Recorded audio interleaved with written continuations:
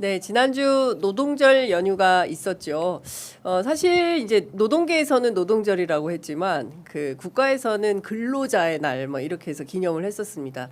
다시 찾은 노동절 기획으로 저희가 원래 이 기획을 4월 30일 하려고 했었는데 위원장부터 일정이 안 맞아서 오늘 모시게 됐습니다. 한 분 한 분 소개해 올리도록 하겠습니다. 김동명 한국노총위원장님 나오셨습니다. 어서 오십시오. 예, 반갑습니다. 네, 저 그 야외 버전으로 한번 해주세요. 네, 감사합니다. 양경수 민주노총 위원장님 나오셨습니다. 어서 오십시오. 반갑습니다. 네, 우리 양 위원장님은 제가 그 우리 계엄 네. 그 극복하는 과정에서 광화문에서 인터뷰를 많이 모셨던 것 같습니다. 거리에서 많이 뵀었죠. 네, 우리 김동명 위원장님도 그때 뵀던 것 같아요. 거리에서 인터뷰하고 막 그랬던 것 예, 같습니다. 기억은 남아 있습니다. 예, 기억은 남. 두 분 너무 감사드립니다. 두 분 모두 저희 취재 편의점에는 처음 출연이십니다. 네, 그래서 저희가 위원장님께서는 조까만 카메라, 위원장님께서는 조까만 카메라 보시고, 자, 그 조합원들이 많이 보는 채널입니다. 예, 뜨거운 연대 인사 부탁드리겠습니다. 김동명 위원장님부터 부탁드리겠습니다. 직접 술자리에서 못 뵈서 안타깝지만 이렇게 그 화면으로라도 뵙게 돼서 반갑고요. 앞으로 잘하겠습니다. 예. 네, 감사합니다. 예, 양 위원장님 말씀 듣겠습니다. 조 카메라. 네. 예. 취재 편의점 시청자 여러분 반갑습니다.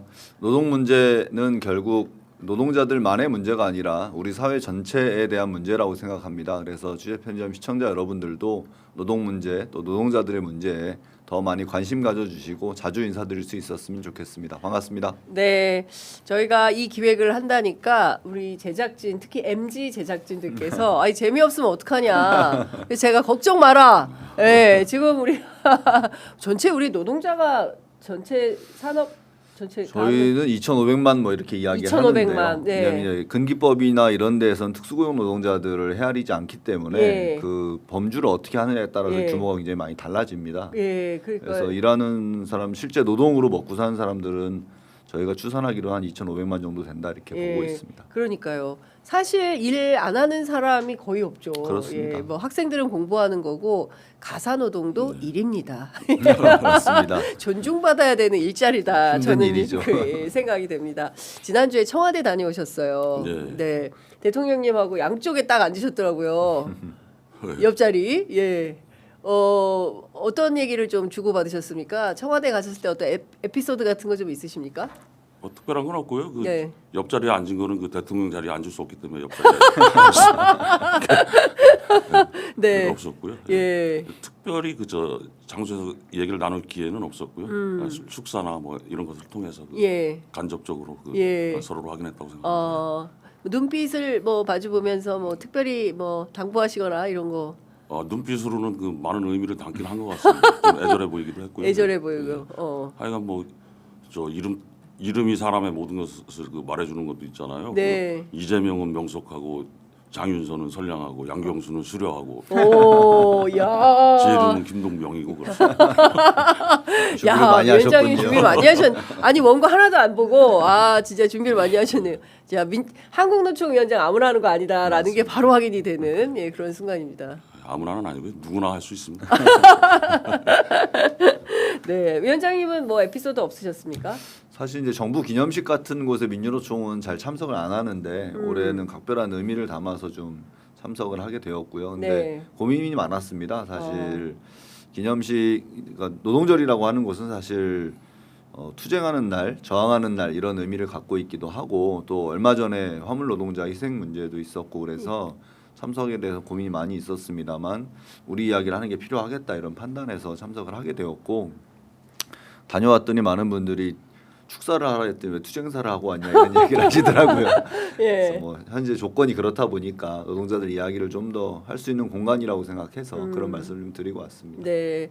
아니 저는 정말 좋았습니다. 뭐 그걸 투쟁사라고 해석하는 분들도 있었지만 지금 우리 현안이지 않습니까? 네, 당연히 맞습니다. 위원장님께서 그 자리에 갔는데 그런 말씀 안 해주시면 또 섭섭하죠. 저는 그랬을 것 같아요. 저는 뭐 광장에서 양경수 위원장님이 그 투쟁 목소리 높이는 거 수없이 봤지만 그 청와대라는 공간에서 투쟁의 의미, 노동자들의 현실을 적나라하게 이렇게 표현하신 거에 대해서는 굉장히 좋았습니다. 네, 두 분 그 광장에서 이제 정말 이제 가열차게 노동자들의 생존권과 그리고 이제 여러 가지 교섭들을 위해서 열심히 이제 활동하시는 걸 많이 봤는데요.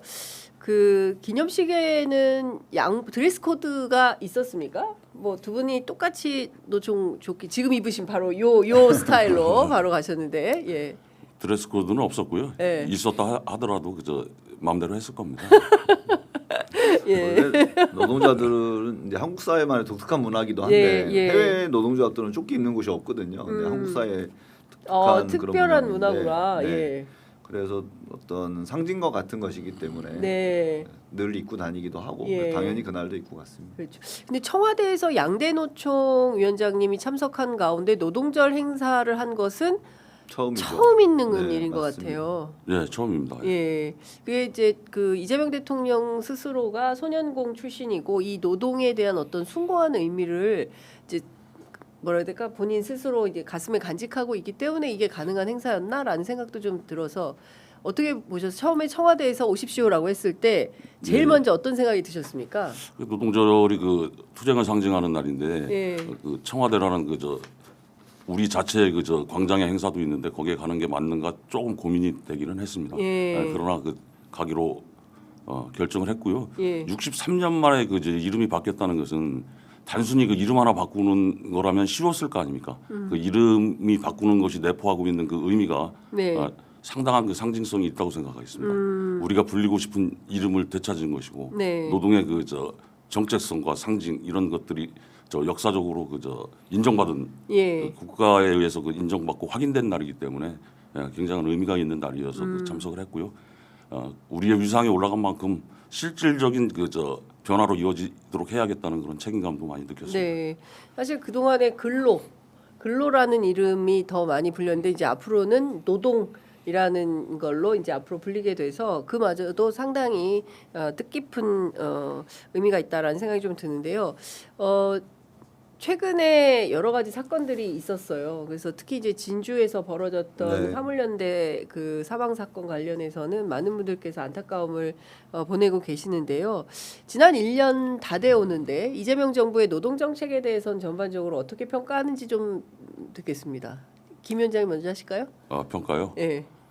이재명 정부 스스로도 네. 그 노동에 대해서 진심이고 네. 노동을 그 존중한다는 사람들이라는 그 확신을 본인들도 갖고 있는 것 같고 저 또한 뭐 그렇게 보여지기는 합니다. 그러나 구체적인 그으로 들어가 보면 네. 한국노총하고는 그 정책 협약을 맺었는데 물론 그 노란봉투법 통과되고 일부 예. 그 권리가 확대된 측면은 있지만 많은 정책들이 그 방향이 틀어지거나 그 속도가 그 저하되는 그런 문제가 있었습니다. 대부분의 노동 정책은 경제 쪽에 그 상대가 하고의 그 충돌이 강한 그런 그 입장에 있기 때문에 네. 정책을 그 조정하고 이런 과정에서 네. 많이 이게 정책의 그 방향이 너무 틀어져 가지고 네. 제대로 된 그 온전한 모습을 잃거나 속도가 현저히 지연되거나 이런 문제들이 있는 것 같습니다. 네. 특히 지방선거라는 그 중요한 정치 일정 때문에 정부에서도 아마 더 예민한 시기이기 때문에 정책에 대한 빠른 추진 이런 것에 대해서 망설임이 있었던 것 같습니다. 하여간 그런 점에서는 좀 아쉬움이 있고요. 특히 정책의 약속이 지켜지지 않았을 때 약속 당사자와의 소통 이런 것들이 없었습니다. 네. 거의 일방적으로 지연되고 이래서 그런 예. 점에 대해서 문제 의식이 있었는데 청와대 간담회로 일정 정도 해소가 되긴 했지만 아직도 공공부문 지방 이전이나 예. 통폐합 이런 부분에 있어서 예. 중요한 당사자인 노동자들하고의 소통이 여전히 미흡한 그런 부분이 있어서 대통령께도 말씀드렸고 앞으로 그런 부분이 개선되고 이런다면 네. 지금 이른 평가를 떠나서 정권을 맡을 때 예. 제대로 된 좋은 평가를 받을 수 있을 거라 생각합니다. 예. 저는 이제 공공부문 지방 이전 말씀하셔가지고 기억이 남는 장면이 있어가지고 해수부가 처음에 부산에 안 가려고 했었잖아요. 그래서 근데 해수부 이제 노조 위원장님께서 타운홀 미팅 때 손 들고 네. 딱 해가지고 정 그렇게 할 것 같으면 4.5일제를 우리부터 해줘라 라고 해서 좌중에 폭소가 터졌던 그게 기억에 남네요. 예. 예. 그러니까 지방 이전의 이유가 지방 균형 발전이나 이제 낙후되고 소멸돼가는 지역의 활력을 불어넣기 위한 것인데 단순히 그 이전만 한다 그래서 그런 목표가 그 이루어지는 것이 아니라 실제로 사람들이 거기에 가고 네. 거기에서 경제 활동을 하고 뭐 이런 것들이 이루어져야 되기 때문에 예. 그 이전에 따른 그 정주 여건이라든가 교육 여건, 뭐 사회 간접 인프라 이런 것들이 미리 좀 예. 준비가 돼야 할 것 같고요. 예. 또 우리 공공기관이나 이런 데서는 뭐 그런 여건이 일정 정도 갖춰진다 하더라도 지금 네. 기존에 가지고 있는 그 편리함이나 여건 이런 것 때문에 그 절대 반대를 하고 있는데 어허. 이런 상황에서 그런 그 이해관계가 이렇게 첨예하게 있고 그런 내용들이 있는데도 정부가 그 당사자하고 충분한 소통과 수기 없이 추진할 수 없다고 생각합니다. 네. 그렇게 추진하게 된다면 그 정책의 선량함이나 예. 그 정책이 우리 사회 전체를 위해서 꼭 필요한 부분이라 하더라도 예. 그 당사자들하고는 꼭 좀 그 소통 속에서 추진했으면 그래야 또 뭐 그 정책도 성공할 수 있다고 생각합니다. 네, 지금 댓글창에 두 분 위원장님들 처음 뵙습니다. 예, 자주 나오셔야 될 것 같아요 유튜브에. 자주 불러주십시오. 예, 저희가 자주 모셔야 될 것 같습니다. 노동조합을 이해하고 인정해주는 국민주권 뭐 이런 얘기. 민주노총은 파업 좀 자제해라 막 이런 의견도 있고요. 그리고 또 많은 분들께서 정부와 꾸준히 대화하시고 모든 거를 함께 풀어나가시면 좋겠습니다라는 대화를 강조하는 그런 의견도 주고 계십니다. 지금 속보가 들어와 있는데요. 코스피 지수가 7,500선을 돌파했다는 소식이 들어와 있습니다. 우리 조합원들도 주식 많이 하죠? 우리 위원장님도 주식 하십니까? 저는 잘 못합니다. 위원장이 들어가는 순간 떨어지는. 저는 네. 쌀밥을 주식으로 하고 있습니다. 쌀밥을 주식으로. 예. 자, 우리 위원장님 어떻게 주식 좀 하십니까? 저희는 뭐 예, 두 분 다. 그런데 지금 많은 분들이 이제 삼성전자, 하이닉스가 엄청난 영업이익에 따라서 이제 하이닉스 같은 경우에는 이제 10%, 그리고 삼성전자 같은 경우에는 15%를 요구하면서 파업을 예고한 상태입니다. 비판도 있는데요. 일단 이 삼성전자 노조의 이런 그 주의 주장에 대해서는 어떻게 생각하시는지 우리 양경수 위원장님께 먼저 여쭤보도록 하겠습니다. 그 삼성 말씀드리기 전에 앞서 이제 이재명 네. 정부의 노동정책 평가 이야기를 잠시 하셨는데 네. 저는 역대 어느 정권보다도 노동 문제에 관심도 많고 많이 들여다보고 있다라고 하는 생각은 갖고 있습니다. 그런데 진단은 그래서 관심이 많기 때문에 진단에 대해서는 굉장히 잘 하고 있는데 처방이 좀 부족하다 이런 생각이에요. 처방이 부족하다. 네, 그래서 대통령이 국무회의나 여러 공간에서 자주 노동 문제를 언급하는 것은 굉장히 긍정적인 시그널이라고 보는데 예.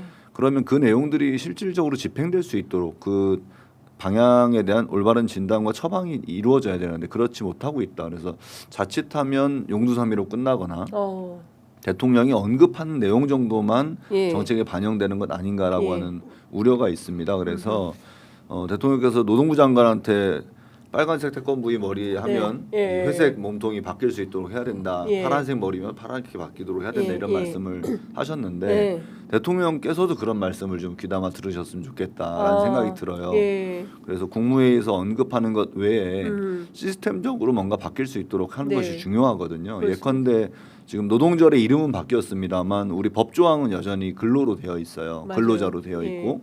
근데 과거에 이건 박원순 대통령이 할 수 있는 게 아니라 국회에서 해야 되는 일이라서. 근데 의사가 있으면 가능하죠. 왜냐하면 정부? 박원순 서울시장과 이재명 경기도지사 시절에 네. 조례 일괄 제정을 했습니다. 그 노동으로. 도와 시의 조례에 노동 그 근로를 일괄 전부 다 노동으로 일괄로. 바꾸는 일괄 조례 개정을 예, 했거든요. 예. 저는 충분히 가능하다고 보고 오늘 아마 예. 헌법 개정안 투표도 있을 텐데 네네. 당장 이번에는 쉽지 않더라도 헌법 전문에서부터 노동을 담는 것이 예. 전체 법률에 근로를 노동으로 전환시킬 수 있는 계기가 될 거라고 그렇습니다. 보고요. 예. 저는 삼성전자 문제 같은 경우도 결국엔 노동에 대한 우리 국민들의 인식이 어떻게 바뀌는가에 대한 문제에 있다고 보거든요. 그래서 좀 전에 댓글에서도 민주노총 파업 좀 자제했으면 좋겠다 이런 얘기 하셨다고 하는데 네. 사실 민주노총 전체에서 1년에 파업을 하는 사업장은 통계적으로 봤을 때 수치로 이제 정확하진 않을 수 있습니다만 20% 같이 안 됩니다. 20, 30년간 파업을 한 번도 안 한 사업장도 굉장히 많이 있습니다.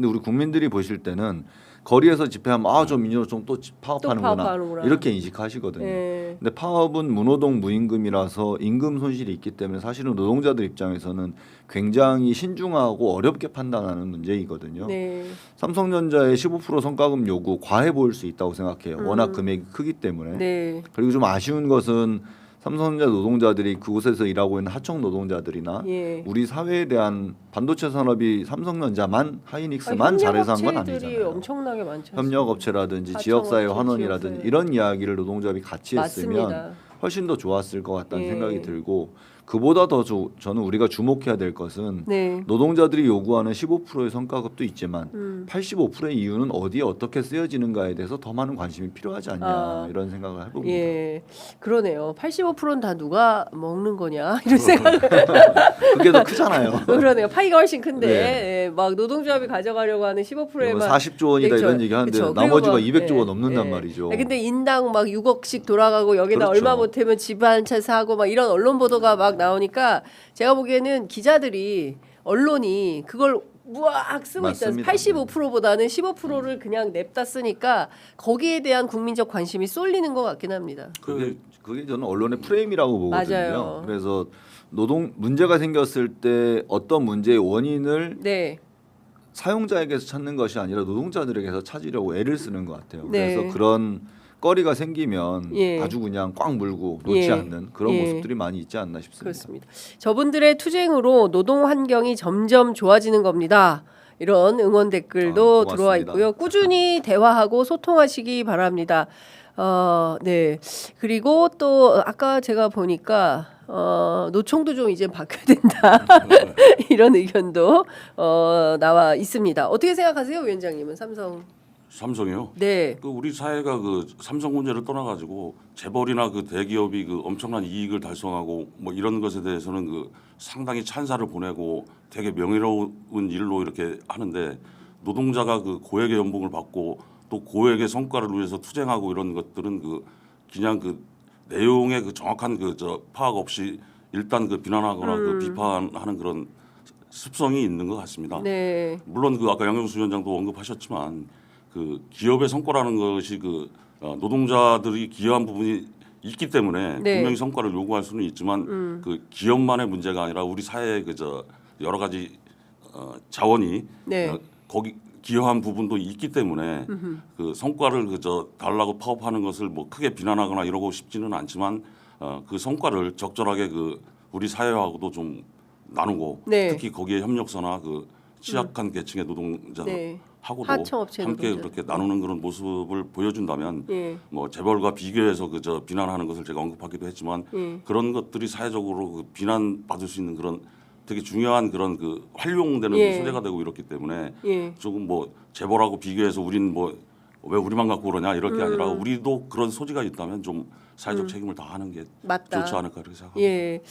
야, 양대노총 위원장을 한 자리에 보기 너무 좋다. 예, 이런 말씀들도 계십니다. 그러니까 우리 국민들이 노동조합과 노동운동 그리고 노동 그 자체에 대해서 배관시한다는 느낌은 아니에요. 근데 중요한 것은 이른바 노조에 대해서 악마화하고 혐오 프레임을 씌우는 언론의 문제가 매우 크다. 그리고 이제 오로지 경영계 입장만 가지고 막 쓰고 자기들 광고 받아야 되니까요. 그러니까 그런 게 너무 빤한 이제 상업주의 이윤 뭐 이런 것 때문에 그런 것 같은데 이런 인식도 좀 개편이 필요하다라는 생각이 좀 들고요. 맞습니다. 아까 제가 양 위원장님께 좀 여쭤보고 싶었던 것은 그 CU 화물연대 사건에서 노동부 장관과 노동부 관료의 인식 차이가 있었어요. 정확히 드러나지 않았습니까? 예, 제가 네. 깜짝 놀랐습니다. 그러니까 장관은 바뀌었는데 노동부 관료들의 인식은 예전 그대로여서 여전히 화물연대의 노동자들에서 이 사람들 노동자가 아니라 개인 사업자야 이런 인식을 갖고 입장문까지 냈어요. 이거는 맞습니다. 어떻게 봐야 될까요? 그래서 노동부가 오히려 법원보다 보수적인 모습을 많이 보입니다. 노동부가 더 법원보다 더 보수적이에요. 맞습니다. 야, 왜냐하면 조희대 대법원장보다 더 보수적이기 어려운데. 예. 저도 이제 기아차에 비정규직으로 일을 했었고 불법 파견 소송을 해서 11년 만에 정규직이 됐거든요. 네. 법원에서는 한결같이 자동차 공장의 비정규직 노동자들을 직접 고용해야 된다, 불법 파견이라고 판단을 하는데 네. 대법 판단이 여러 차례 있고 나서야 노동부가 그 지침을 바꿔요. 예. 그 전까지는 아니라고 판단을 해왔습니다. 네. 이런 모습들을 계속 반복해서 보이고 있고 예. 이번 화물 노동자 문제 같은 경우도 특수고용 노동자들이 노동자인지 아닌지가 법마다 다르게 해석하고 네. 있습니다. 근로기준법에서는 개인 사업자로 판단하고 있지만 산업 산재나 이런 영역에서는 또 사대보험 영역에서는 노동자로 판단하고 산재보험이나 이런 것도 인정해주고 있거든요. 노동조합법에서는 또 노동조합으로 인정을 하고 있습니다. 노동조합은 노동자들이 하는 거잖아요. 네. 근기법에서는 노동자가 아니라고 하고 노동조합법에서는 노동자라고 하고 이 간극이 여전히 존재하고 있고 네. 이 구조적 모순 문제가 화물 노동자를 전 죽음에 이르게 했다고 생각을 해요. 근데 여전히 법원은 노동조합이 맞다라고 판결한 사례가 많이 있습니다. 네. 이 화물연대에 대해서도 그렇습니다. 또 이 사건이 진행되는 중에도 노동위원회에서 노동자가 맞고 원청과 교섭해야 된다는 판단을 내리기도 했죠. 예. 근데 노동부는 개인 사업자예요라고 하고 있는 겁니다. 노동부의 태도가 바뀌는 것, 이것은 법과 제도를 정비하는 것도 필요합니다만 또 법과 제도를 정비하는 과정에서 노동부 역할도 굉장히 크거든요. 네. 그래서 그동안의 인식, 이 바뀌지 않은 인식들을 노동부부터 좀 더 진취적이고 선도적으로 바꿔나갈 필요가 있다. 그래야 정부가 진단하고 있는 문제에 대한 올바른 처방이 나올 수 있다라는 생각이 드는 겁니다. 네. 저희가 다음 주에 이제 김영훈 위원장 아니 장관. 죄송합니다. 장관님. 전 위원장입니다. 전 위원장. 네, 저도 막 입에 붙어가지고 예, 김영훈 장관님 모셔서 또 좀 더 상세하게 여쭤보도록 하겠습니다. 제가 또 여쭤보고 싶은 것은 AI 시대에 우리 노동은 어떻게 해야 되는 거냐 그 걱정이 정말 많으실 것 같아요. 특히 이제 현대차 노조에서 아트라스가 들어온다고 할 때 이제 반대했다가 또 막 비판을 받아서 뭐 그 지금 어떻게 되고 있는지도 궁금하고요.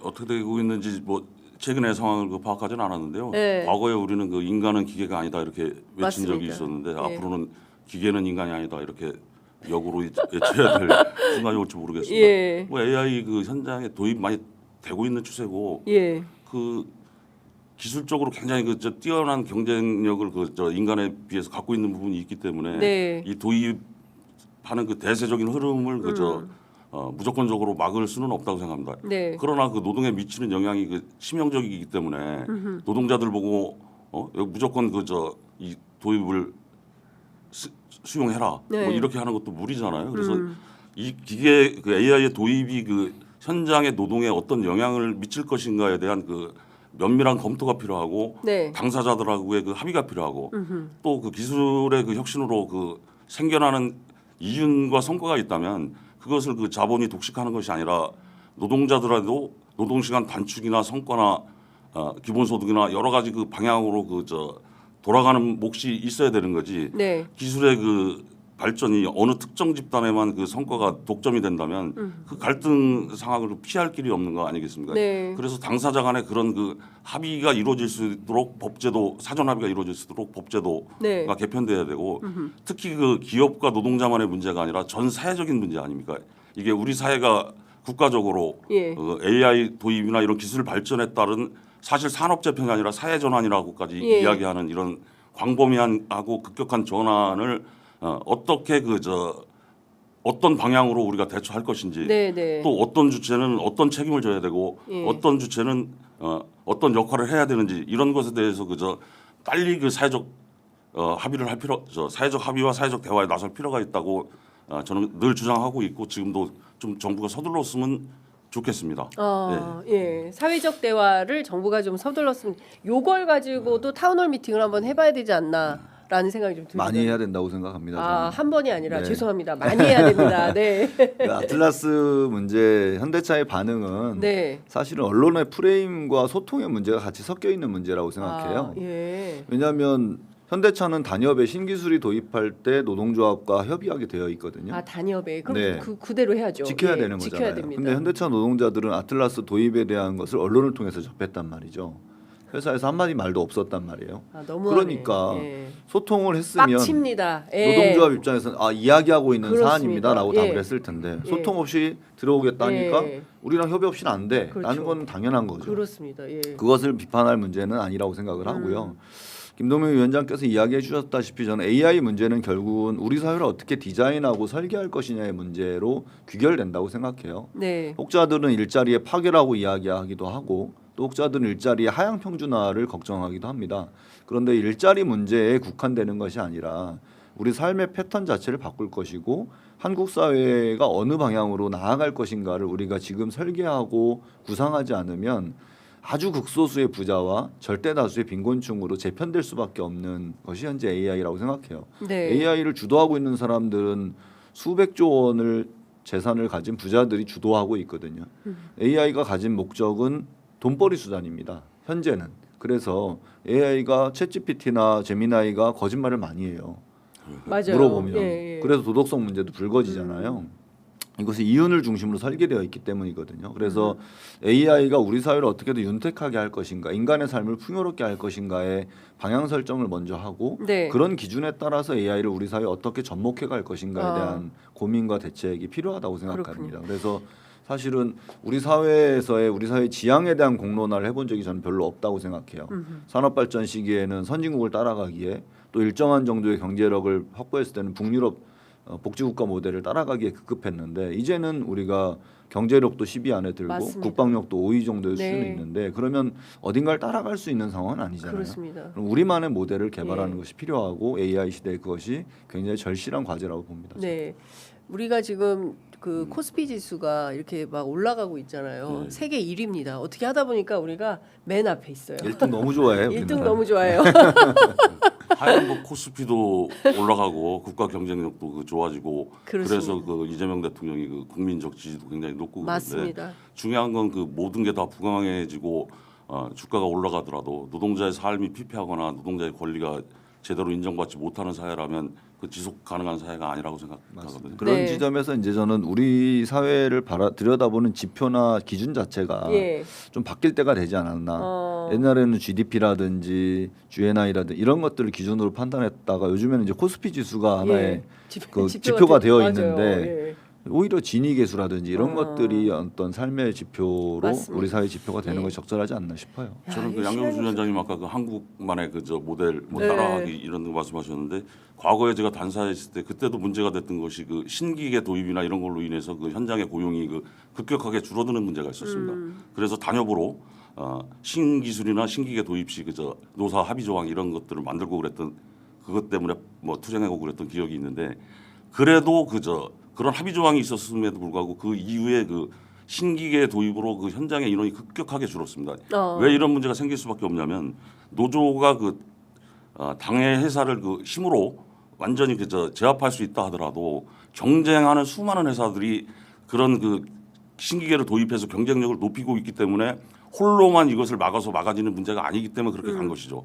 가령 우리나라 같은 경우도 우리 사회만의 문제라면은 AI의 도입 속도를 뭐 좀 늦춘다든가 조정한다든가 여러 가지 시도를 할 수 있을 텐데 그러한 시도가 그저 세계적인 회사들과 세계적인 경쟁을 해야 되기 때문에 우리만의 어떤 그 방식으로 이것을 하는데 그 한계가 있을 거다 이렇게 생각하는 거고요. 그래서 제가 인터뷰할 때 그 현대차 그 도입 네. 그 막는다고 막아지겠냐 이게 현대차 노조를 비판하기 위한 것은 아니었다. 전혀 아니었습니다. 네. 그 과거의 경험이나 이런 걸로 봤을 때 그런 대세의 흐름을 거스를 수 있을까 이런 걱정이었고요. 당연히 노동자로서 그저 단협이 위반되고 노동권이 현격하게 침해된다면 뭐 투쟁하는 건 인지상정이고 너무나 당연한 일이라는 그런 생각도 예. 했습니다. 네. 네, 핑크체리님께서 두 분 얘기 너무 옳습니다. 그리고 이제 노동에 대해서 뜨겁게 지금 토론하고 계시는데요. 댓글창에서 그 제가 이제 시간이 다 돼서 아유 너무 시간이 아쉽네요. 정말. 또 불러주십시오. 네, 저희가 고정하실래요, 위원장님? 아니, 일주일에 한 번씩. 기자님은 시간이 아쉽지만 저처럼 60 정도 되면 세월이 아쉽습니다. 위원장님. 재미가 센스가 위원장님 토크쇼 하시는 게 좋을 것 같아요. 저요? 네, 고정하시죠. 네, 취재 편의점 고정. 쇼를 못해가지고.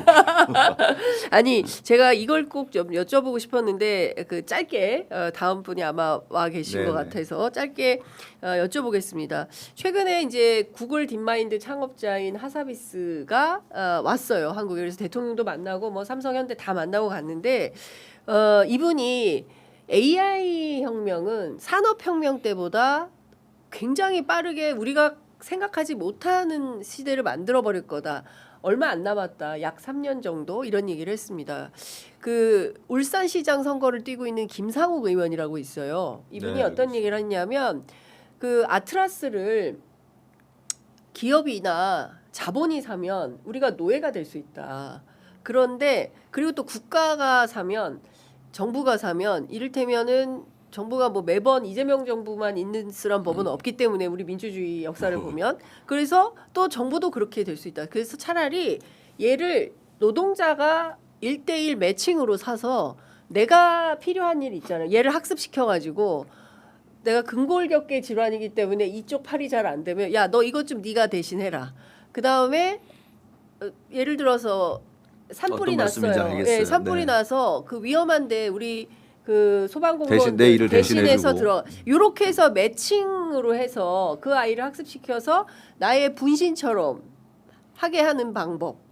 그 저는 근데 그 직접 로봇을 그 사는 것도 있지만 가령 노동 소득만으로는 그저 소득 보전이 잘 안 될 거 아닙니까? 자꾸 네. 일자리나 뭐 노동의 영향력이 떨어지기 때문에 그러면 그 근데 노동자들은 특히 열악한 노동자들은 그 기업의 그 참여할 네. 기업의 지분을 참여할 수 있는 그런 여력이 없잖아요. 아. 그리고 일정 정도 수준의 노동자라 하더라도 예. 의미 있는 지분을 가질 수가 없잖아요. 네. 그래서 이제 로봇세나 뭐 이런 여러 가지 논의도 있는데 임금의 성격을 예. 노동에 대한 것으로만 국한하지 않고 예. 기업의 그 기술 도입으로 급격한 그 성취가 성과가 나고 이러면 그 이윤을 그 노동도 일정 정도 가져갈 수 있게끔 그 지분을 의무적으로 배분해 준다든지 이런 것도 한번 예. 검토할 정책적으로 수는 있다고 생각합니다. 좋겠- 예. 왜냐하면 자본소득은 급격하게 늘어나고 있는데 노동소득은 급격하게 축소되거나 그러니까요. 유지되면 그 격차는 더 벌어질 거 아닙니까? 예. 근데 이것을 지금 당장 그 사회 보장이나 이런 걸로 뭐 해결하기 되게 어려운 부분이 있으니까 예. 그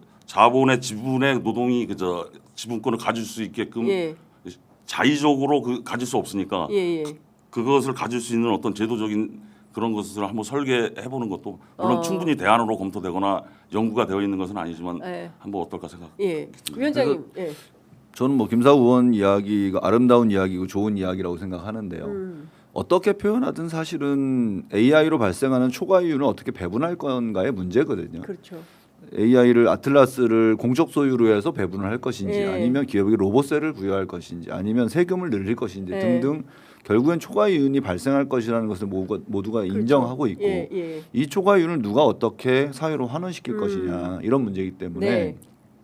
저는 그런 지점에 대한 논의가 구체적으로 되어야 한다고 생각해요. 근데 네. 문제는 현재 기업들은 초과 이윤을 나눌 생각이 전혀 없어 보입니다. 예. 삼성이나 하이닉스도 마찬가지죠. 어쨌든 AI가 진행됨으로 인해서 HBM 반도체 메모리 칩이 가격이 급등하고 수익률이 굉장히 높아진 거잖아요. 네. 이것 또한 AI가 진행되는 과정에서의 초과 수익이라고 본다 하면 과연 삼성과 하이닉스는 지금 노동자들의 과도한 성과급 요구만을 문제 삼고 있지 어떻게 자신들이 물도 전기도 용지도 받았던 사회로부터 받았던 것을 어떻게 사회로 환원할 것인가에 대한 한마디도 하고 있지 않거든요. 굉장히 중요한 지적이십니다. 지금부터 시작해야 된다고 예. 생각합니다. 취재 편의점이 매일 얘기하겠습니다. 맞습니다. 예, 사회적 환원에 대해서 아니 제가 청와대 출입을 해보니까 한 몇백 개사의 기자들이 와 있는데 경제지들이 엄청나게 많아요. 맞습니다. 이 경제지 기자들 막 쉬워졌거든요. 매체 만들기가. 할 수 있는 게 굉장히 많아요. 근데 경제지들이 전부 기업만 편드는 거예요. 근데 노동을 대변하는 데는 저는 이건 노동을 대변하는 것이 아니고 네. 우리 사회를 국민을 사회를, 대변하는 국민을 거라고 대변하는. 생각합니다. 예. 국민을 대변하는 쪽이 매우 부족하다라는 생각이 좀 맞습니다. 들었습니다. 난 FC님께서 노조 위원장들에 대한 편견을 두 분께서 바꿔주고 계십니다. 오늘 정말 좋은 시간이었습니다라는 의견 주시고 계십니다. 딱 한마디 해도 네, 됩니까? 그럼요, 네. 됩니다. 제가 20년 언저리쯤 같은데 어떤 그 강사가 강의를 하면서 그 앞으로의 시대는 그 노동이 사라지고 어떤 그 다른 대체해서 노동자들한테 기본소득이나 이 소득을 그쪽에서 성과를 만들어내고 노동자들은 그냥 다른 여가를 즐기면서 소득을 분배받는 그런 사회에 대해서 얘기한 적이 있습니다. 그래서 그때 제가 그 젊은 혈기에 아주 젊었잖아요. 네. 그러니까 노동을 그렇게 간주한다면 밥벌이의 수단이나 소득의 문제로만 본다면 난 당신을 총으로 쏘고 싶다 이런 얘기를 했는데 지금도 물론 공정하게 성과가 노동한테도 보상되고 이건 당연한 이야기이긴 한데 노동의 의미 자체를 정말 그 소득의 문제만 해결되면 되는 걸로. 것인가, 노동이 그 정도의 그 의미밖에 없는 것인가. 인간은 태어나면 지금 같은 사회 형태 속에서는 누구나 노동을 하게 되어 있는데 노동의 의미를 그 소득의 문제로만 이렇게 바라보는 것에 대한 좀 아픔이 좀 있습니다. 네. 이게 저는 뭐 저도 현장에서 노동한 적이 있지만 노동이 한 번도 자랑스럽거나 그런 적은 없지만 요즘 들어서 네. 태어나면 누구나 그 노동을 하는데 그 노동의 진짜 의미, 노동을 통해서 정말 행복과 보람, 자기 자신을 이렇게 실현해가는 그런 자아 과정. 실현. 예. 뭐, 사회 시간에 배웠습니다. 자아 실현. 아 그런가요? 예, 뭐 예. 그런 거창한 말이 아니라 예. 노동 해방의 철학적 노동 접근 그런 게 필요하군요. 아무래도 제가 위원장님들 두 분을 시간을 어떻게든 맞춰가지고 최소한 한 달에 한 번이라도 모셔서 우리가 이 노동과 세계에 대해서 한번 얘기를, 대한민국의 미래에 대해서 한번 얘기를 가열차게 해야 되지 않을까 싶습니다. 네, 그러시죠. 예, 괜찮으시죠, 위원장님? 네, 저희 간식도 많이 준비가 돼 있어. 간식보다 그저 괜찮으시죠? 소주나 폭탄주 이런 거 준비해 주시면 저는 그 술을 먹어야지만 저희 진실을 윤석열 얘기하기 이후에 때문에. 술이 아, 저희가 예, 싫어졌어요. 아 정말 무섭습니다. 저렇게 술이 예. 뭔 잘못입니까, 윤석열? 그러네요. 하여튼 의미 있는 이야기 할수 있도록 자주 예, 기회 알겠습니다. 주십시오. 예, 제가 다양하게 차든 곡차든 아, 준비해 놓고 위원장님들 맞이하도록 하겠습니다. 오늘 말씀 정말 잘 들었습니다. 고맙습니다. 네, 고맙습니다.